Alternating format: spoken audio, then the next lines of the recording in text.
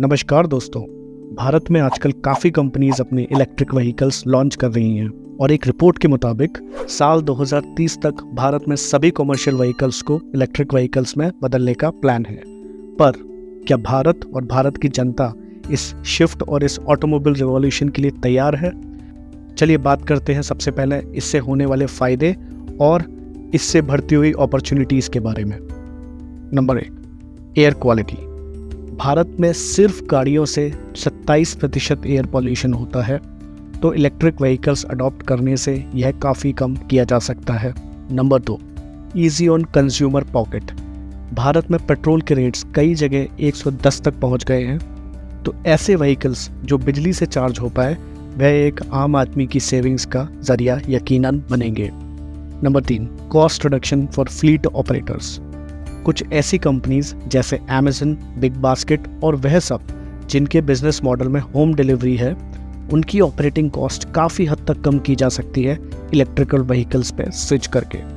Number 3, real estate.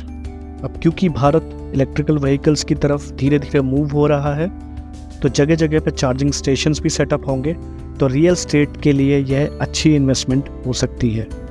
तो ये थे इसके कुछ फ़ायदे। तो चलिए अब बात करते हैं इससे होने वाले कुछ चैलेंजेस के बारे में। Number 1, high cost. Electric vehicles Bharat में पेट्रोल व्हीकल्स की तुलना में काफ़ी महंगे हैं और एक इलेक्ट्रिक व्हीकल में लिथियम आयन बैटरी लगती है जो हर 5-6 साल में बदलनी होती है और जिसकी कॉस्ट लगभग 2/4 होती है नए व्हीकल की कॉस्ट के। तो उदाहरण के लिए एक इलेक्ट्रिक स्कूटर मार्केट में अगर 75,000 से शुरू होता है, तो उसकी बैटरी की कॉस्ट 25 से 30,000 रुपये तक की होती है। Number 3, insufficient electric sources. Bharat में ज़्यादातर बिजली कोयले से बनती है, तो अगर हम इस इलेक्ट्रिक व्हीकल्स की वजह से ज़्यादा बिजली बनाते हैं तो इससे कार्बन या CO2 ज़्यादा निकलेगा, जो भारत में बढ़ते पॉल्यूशन के हिसाब से बिल्कुल भी सही नहीं होगा। दूसरी बात, भारत में बिजली की सोर्स तो लिमिटेड है, तो अब जितने ज़्यादा चार्जिंग स्टेशन सेटअप होंगे उतनी ही ज़्यादा बिजली हमें चार्जिंग स्टेशंस को भी देनी पड़ेगी और इस हिसाब से देखा जाए तो भारत के हर घर की बिजली आपूर्ति शायद पूरी नहीं हो पाएगी। Number 4, poor charging infrastructure.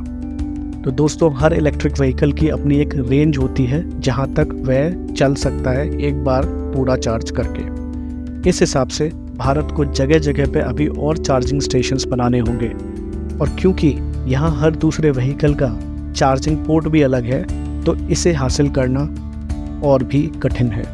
Number 5, weather problems. दोस्तों, एक बैटरी अपनी बेस्ट परफॉर्मेंस 15 से 40 डिग्री तक दे पाती है, पर भारत में अलग अलग जगह पे अलग अलग मौसम रहता है, तो यह भी एक बहुत बड़ा चैलेंज है इलेक्ट्रिक व्हीकल अडॉप्शन में। तो ये थी बात कुछ चैलेंजेस की। चलिए अब बात करते हैं कि गवर्नमेंट क्या कर रही है इन चैलेंजेस से निपटने के लिए। Number 1, subsidy. तो अगर कोई भी व्यक्ति पब्लिक चार्जिंग स्टेशन सेटअप करना चाहता है तो सरकार उसे 20% तक की छूट देगी इस सेटअप में। Number 2, tax exemption. इसके मुताबिक अगर कोई इलेक्ट्रिकल व्हीकल खरीदता है तो उसके लोन अमाउंट पर लगने वाले टैक्स में भारत सरकार 1.5 लाख तक की छूट देगी। Number 3, go electric campaign. दोस्तों, भारत सरकार पूरे देश में यह कैंपेन भी चला रही है ताकि भारतीय जनता इससे होने वाले फ़ायदों को समझ सके। और इतना ही नहीं, सरकार के रोड मैप में आगे भी बहुत कुछ है इलेक्ट्रिक व्हीकल अडॉप्शन में जो आगे पता लगेगा और हम ऐसी जानकारी आपके लिए आगे भी लाते रहेंगे। इसलिए अभी हमारे चैनल को अभी सब्सक्राइब कर लीजिए ताकि ऐसी जानकारी आपसे आगे मिस ना हो सके। वीडियो अच्छा लगा हो तो प्लीज़ कमेंट में बताइए कि कौन सी जानकारी आपको सबसे ज़्यादा पसंद आई। वीडियो देखने के लिए आपका धन्यवाद। मिलते हैं अगली वीडियो में। जय भारत।